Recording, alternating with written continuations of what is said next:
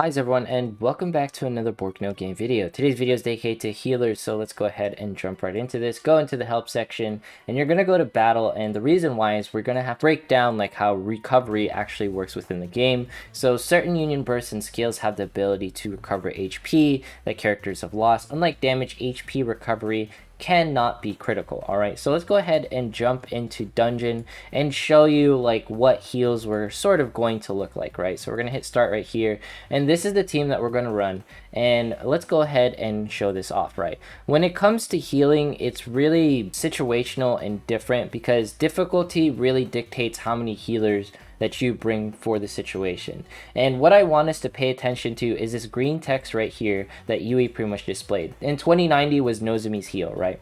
Now, when it comes to this, you can see that there's obviously large heals, but there's also those smaller heals that the game doesn't really explicitly state, right? So you can see like Monica is constantly healing 159, and then Nozomi has like these 70 heals, right?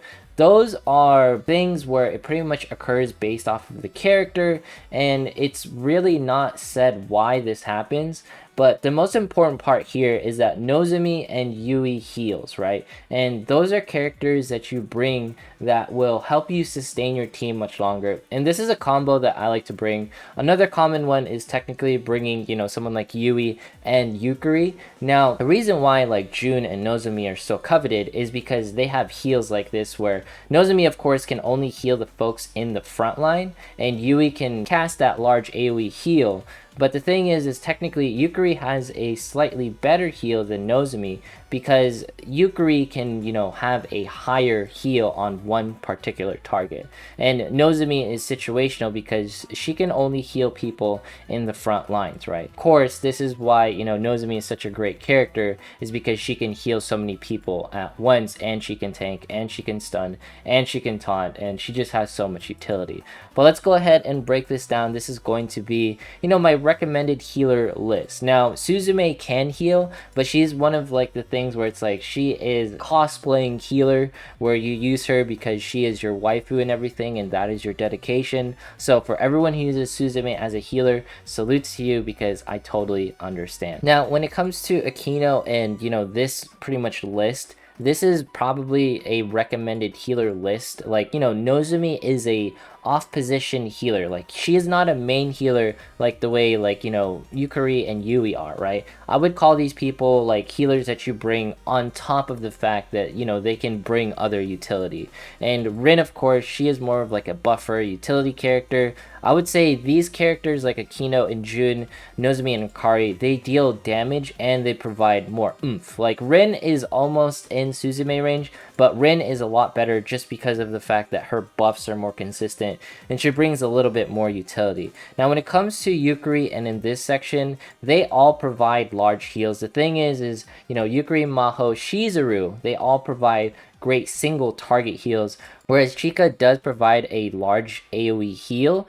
It's not significant enough to place her with Yui and Masato, and that's just because Chika is situational. Like, Chika can actually be higher than Yui because her summon is able to technically take away from an enemy who's trying to do knockback. Like, Chika was technically a unit that was really good to run in Minotaur, but the thing is, it was situational because sometimes people wanted more DPS, but you know what I mean? It depends, right? Healers are all like dependent on the situation. And technically, the higher the difficulty, the more healers that you want to stack. And of course, Yui and Misato, they technically speak for themselves, right? This is Misato. When it comes to her skills, she's actually the first healer that has 2 heals straight out of her kit, and she's a 2-star. This is going to be a future character coming in, and I recommend her in case you want someone who's technically has more heals than someone like Yui, right?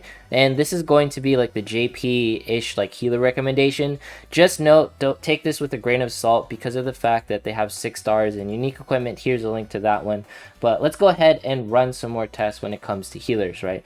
Instead of running someone like Nozomi, let's go ahead and run someone like Jun. Now, the thing is with Jun is while her heal isn't as significant, it's still just as good. And let's go ahead and run someone like Yukari. Now, these two are heals that are based off of single target and based off of the fact that the character has the lowest HP. So while the heals will be technically larger, it's not as... This would be a situation where you're actually going for more clan battles, CB oriented damage, right? Because you have someone like Mitsuki and June, you know, versus Makoto. You know, you want Makoto because her like defense breaks are more consistent. There's nothing wrong with bringing like June and Mitsuki as defense breakers, but you know, the situation is of course healers, right? And of course you'll see like those small green ticks that are slowly occurring. Sometimes they proc just based off of gear. Usually that's what is, you know, happening, and that is likely the explanation. But there's some characters that have like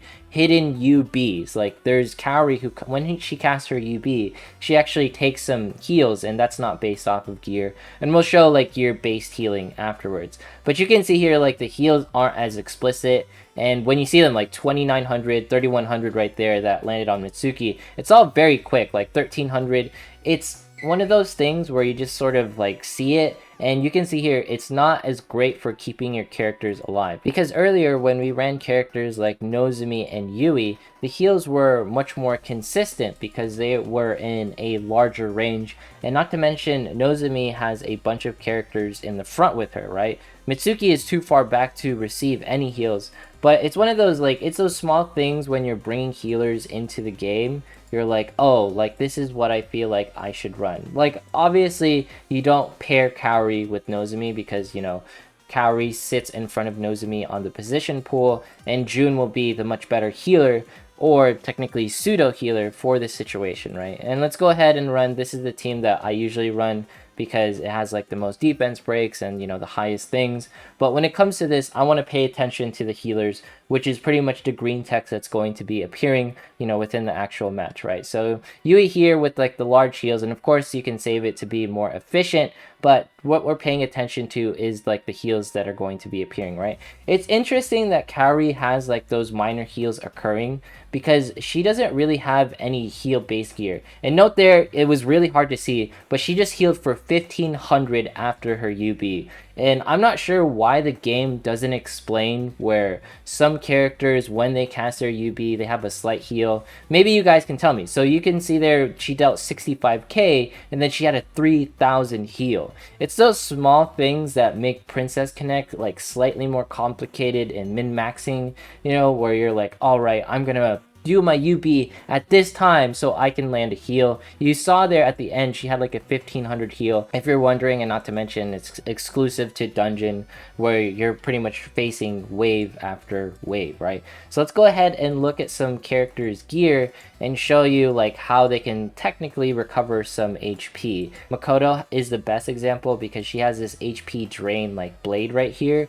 But what's interesting is if we go to someone like Kaori, right? She has no HP drain gear. It's all like, you know, just straight up TP boosting, physical crit rate. And you can see like, you know, TP boost right here. But when you go to her skills, there's nothing that explicitly says like, you know, she gets a heal from this particular skill. So the general rule of thumb is just pay attention to the green text.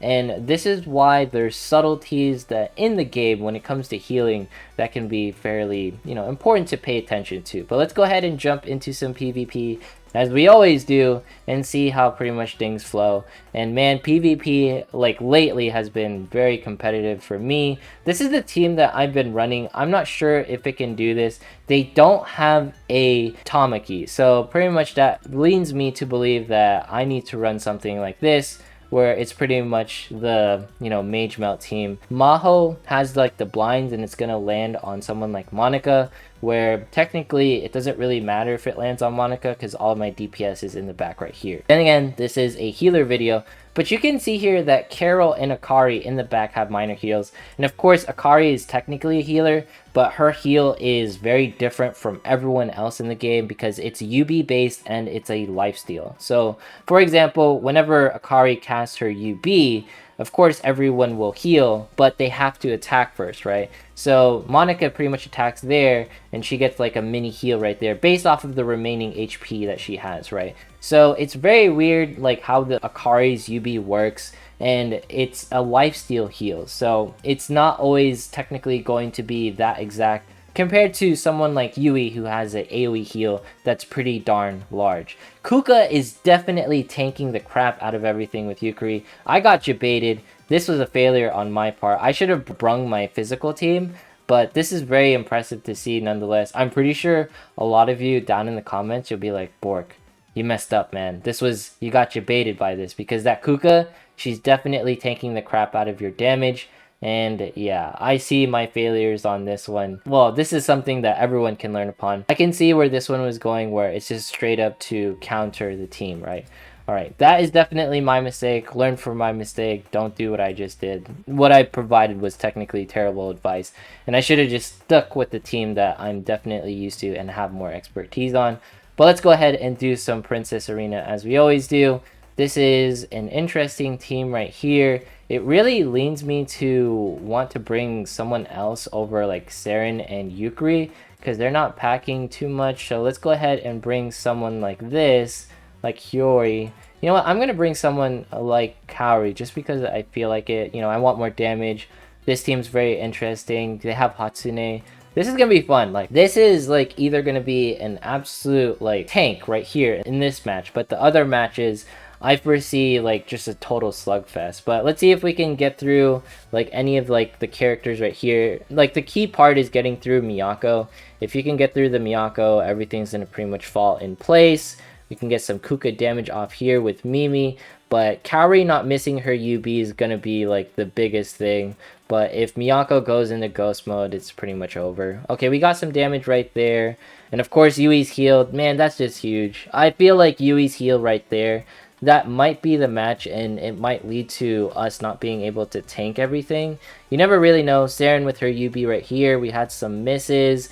Miyako tanking. Very nice. Minor heals right there pretty much occurring. Oh no, we're down to the Kaori. This is not good. And that heal that Miyako pretty much just applied to herself. You know, Miyako has some of the best single target heals. You know, her UB, her dodging, she's absolutely insane. And not to mention, like, this team's pretty good. If we can just break through this, like, team's Miyako, we should be fine. But the heals on this end is just too much. Like, Yukari healing, like, we might be able to get the kill on like Yukari right here, but it doesn't really matter because of the fact that, you know, we have Mimi and Saren who can do AoE. But if we can't break through this Miyako, it doesn't really matter. And this just goes to show how like Yui and Miyako and Yukari, like the heals put together right there, it's just a trifecta that's very common between, like, you know, tank teams. And I don't think I would have won even if I had more time there, but this just goes to show like how healing can be so important to tank meta, of course, in PvP, right? But I feel like a lot of us already know that, but it's just something to like point out in case folks were kind of curious on this. And note that Ninon doesn't really like explicitly shine and is not Reno level until she gets her 6-star form. It's just that Ninon is not as good as Reno, and depending on the situation, of course, Ninon is better on defense, but it has like a specific comp, right? But we managed to get the win there. You know, it was just like more DPS and their heals couldn't keep up.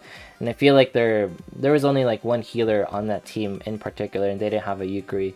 So this is the match that I feel like is going to be a slugfest. They only have, well, they technically have Nozomi and technically Akari as the healers here. This is a complete mage melt team in some ways, but let's go ahead and see what happens here. Alright, yeah, this is going to be pretty bloody. Can we get through? Can we break through? That's like the most important thing. Eriko dies here. No, we're not breaking through. Man, this is a pretty like fun fight. When it comes to like all these things, and when it comes to healers, healers are definitely very important for the tank meta in PvP in that situation. And when it comes to healers, it's generally based off of, in PvP or PvE, you bring more based off of the fact that you can't handle like all the damage that's going to be appearing. Anyways, if you enjoyed today's video, consider subscribing, dropping a like, leaving a comment, follow me on Twitch, follow me on Twitter. Once we get 17,500 subs, we'll be doing a giveaway. Thanks so much for watching, and I will see you in the next one.